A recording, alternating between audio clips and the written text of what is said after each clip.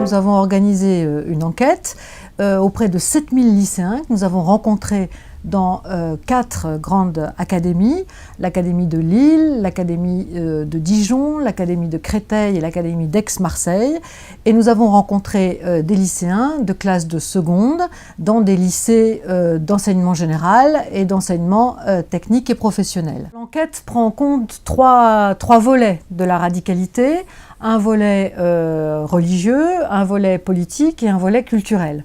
Alors, il y a évidemment beaucoup de données. Je crois qu'aujourd'hui, on peut évoquer surtout la radicalité politique. On a différencié une radicalité politique de protestation et une radicalité politique de rupture. La radicalité de protestation, elle concerne vraiment une grande majorité de lycéens aujourd'hui qui sont très habitués de la protestation politique. Qu'il s'agisse de la participation à des manifestations, au blocage des lycées. Par exemple, un lycéen sur 2 aujourd'hui considère qu'il est tout à fait acceptable de bloquer un lycée pour s'opposer à des réformes proposées par le gouvernement.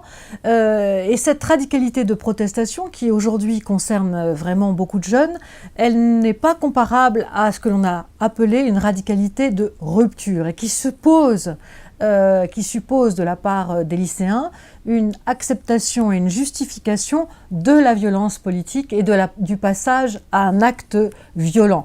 Combattre les forces de l'ordre, s'opposer à d'autres manifestants, provoquer des dégâts matériels. Ça, c'est une radicalité qui existe, qui suppose la violence politique, qui concerne entre 1 et 2 jeunes sur 10, donc ce n'est pas rien, mais qui concerne une frange beaucoup plus minime de la jeunesse.